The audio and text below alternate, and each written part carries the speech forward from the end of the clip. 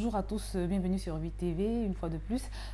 Aujourd'hui, je vais essayer de répondre à une question qui est beaucoup en rapport avec celle que j'ai posée dernièrement de la part du Seigneur, à savoir pourquoi est-ce que Dieu nous a créés, quel est le but, qu'est-ce que Dieu avait dans sa pensée au moment où il créait l'homme. Vous savez bien aimé, dans le livre de la Genèse, on observe que Dieu est celui qui a tout créé. Il a créé le ciel, la terre, tout ce qui remplit la terre. Il a créé d'autres êtres vivants à part les hommes, c'est-à-dire à part les hommes, il a créé les animaux. Mais ce qu'on constate, c'est que l'être humain est le seul être à qui Dieu a donné la possibilité de le connaître et de l'aimer. C'est-à-dire parmi toutes les créatures de Dieu, les créatures, les êtres vivants que Dieu a créés, l'homme est le seul à avoir la capacité de pouvoir avoir un rapport, si vous voulez, avec Dieu, de pouvoir le découvrir, de pouvoir le connaître. Donc son but, c'était que tu puisses apprécier cet amour qu'il t'a manifesté en t'accordant le privilège non seulement de le connaître, mais également de l'aimer. Qu'on puisse apprécier et même déjà avoir les yeux ouverts sur cet amour qu'il nous a manifesté dès le départ, bien aimé. Quand on regarde la manière dont Dieu a fait les choses, bien aimé, on se rend compte que l'homme a toujours été particulier pour Dieu. Dieu a élevé l'homme. Dieu lui a donné une certaine dignité. On sent que dès le départ, l'homme était précieux pour notre Seigneur. Donc son but, bien aimé, je le redis, c'est que tu puisses avoir les yeux ouverts sur cet amour qu'il te porte. C'est que tu puisses avoir les yeux ouverts sur cette préciosité qu'il t'attribue. Tu es précieux pour le Seigneur. Tu es précieux pour le Seigneur, mon frère. Tu es précieux pour le Seigneur, ma soeur. Et Dieu attend aujourd'hui que tu puisses apprécier cet amour-là qu'il t'a porté avant ta création. Dieu attend aujourd'hui que tu puisses chercher à le connaître parce qu'il est celui qui t'a fait. Quand Jésus allait à la croix, bien-aimé, le but premier de Jésus, c'était de te réconcilier avec ce Dieu. Parce que Dieu, dans sa pensée, il a toujours voulu vivre en interactivité avec toi. Dieu, dans sa pensée, il a toujours voulu que tu sois sur la même longueur d'onde que lui. Dieu, dans sa pensée, il a toujours voulu que tu tiennes compte de lui, que tu tiennes compte de sa présence, de son amour. Dieu, dans sa pensée, il n'a jamais prévu que d'être un Dieu abstrait pour ses enfants, comme c'est le cas de nos jours. Dieu n'a jamais prévu cette distance qu'on peut observer aujourd'hui entre ses enfants et lui. Dieu n'a jamais prévu toutes ces choses. La vision de Dieu, je veux dire, la chose principale pour laquelle Dieu nous a créés, pour laquelle il a envoyé Jésus-Christ, c'était dans la vision que nous, ses enfants, nous puissions faire une seule et même personne avec ce Dieu. Dieu a toujours rêvé de vivre en communion avec toi, mon frère. Et Dieu rêve encore aujourd'hui que tu reviennes à lui, que tu te rapproches de lui. C'est le rêve de Dieu, c'est le but de Dieu. C'est l'objectif que Dieu avait quand il t'a accordé cette dignité-là et tout cet amour. Dieu rêve de vivre une relation véritable d'amour avec toi, une relation d'intimité, une relation de complicité. Vous savez bien aimé, un chat n'a pas le privilège de connaître Dieu, un chien ne peut pas aimer Dieu. Une antilope ne peut pas avoir de contact avec Dieu comme toi et moi, nous en avons. Aucun animal, aucun être vivant, à part l'homme, n'a la possibilité de connaître Dieu et de l'aimer comme nous, les hommes.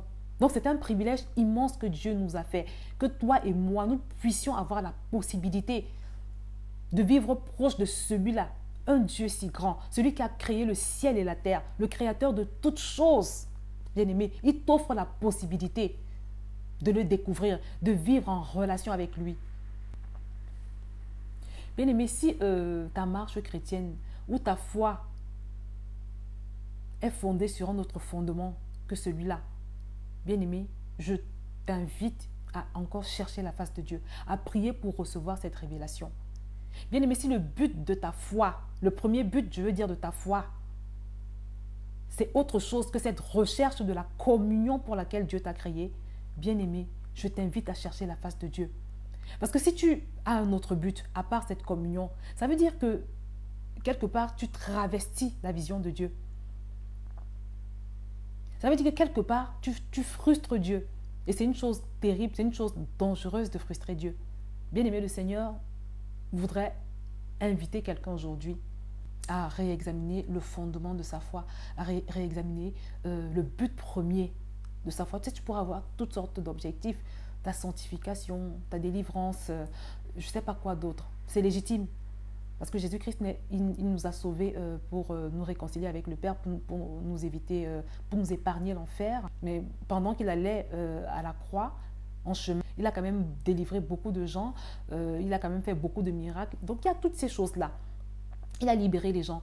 Tu as le droit de vouloir être délivré, de vouloir être libéré, de vouloir obtenir toutes ces choses. Mais la première des choses, si tu veux être agréable à Dieu, mon frère, la première des choses, si tu veux être agréable à Dieu, si tu veux te caler dans le plan de Dieu, c'est de rechercher cette communion pour laquelle notre Seigneur nous a conçus dès le départ. C'est de rechercher, c'est à ça que Dieu prend plaisir. Et c'est ce qui va t'apporter la satisfaction, c'est ce qui va te combler, c'est ce qui va te donner l'équilibre qui pourrait te faire défaut. C'est ce qui va te faire vivre ta vraie vie, la vie que Dieu a prévu que tu vives. Revois le fondement de ta foi aujourd'hui. Revois le fondement de ta foi et cale-toi dans l'objectif de Dieu. Cale-toi dans la vision de Dieu au moment où il te créait. C'est très important parce que notre Dieu, il est souverain, il est le Tout-Puissant. C'est à lui qu'il faut obéir, c'est à lui. Ce sont ces visions qui doivent être prioritairement accomplies, ce sont ces objectifs qui doivent être prioritairement atteints. Donc je voulais simplement révéler la pensée que Dieu avait au moment où il t'a créé, toi et moi. Parce que nous devons revenir à la bien-aimée. Nous devons revenir à là.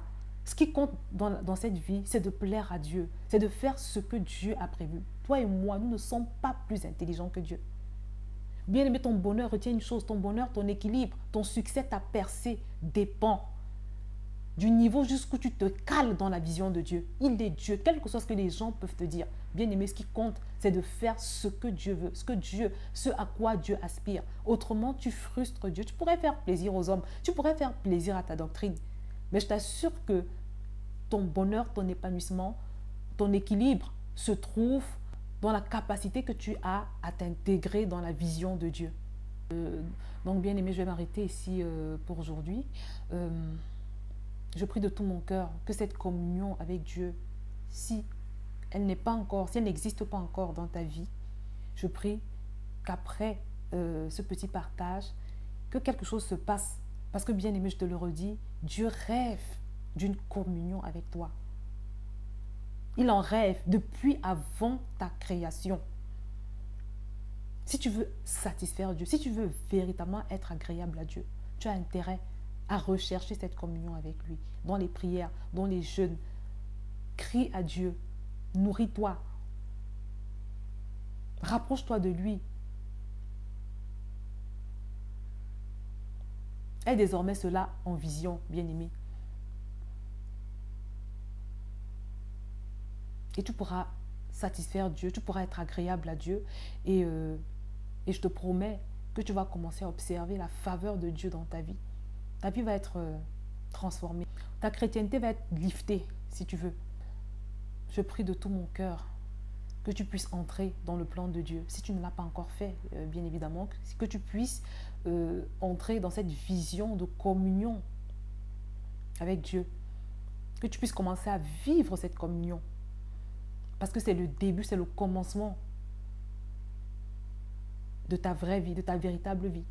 Parce que ce n'est qu'à partir de là que tu vas entrer dans ta destinée, que tu vas, tu vas prendre le chemin qui te mène vers ta destinée, vers ta vraie vie. Que le Seigneur te bénisse, bien-aimé. Et à très bientôt sur Vie TV.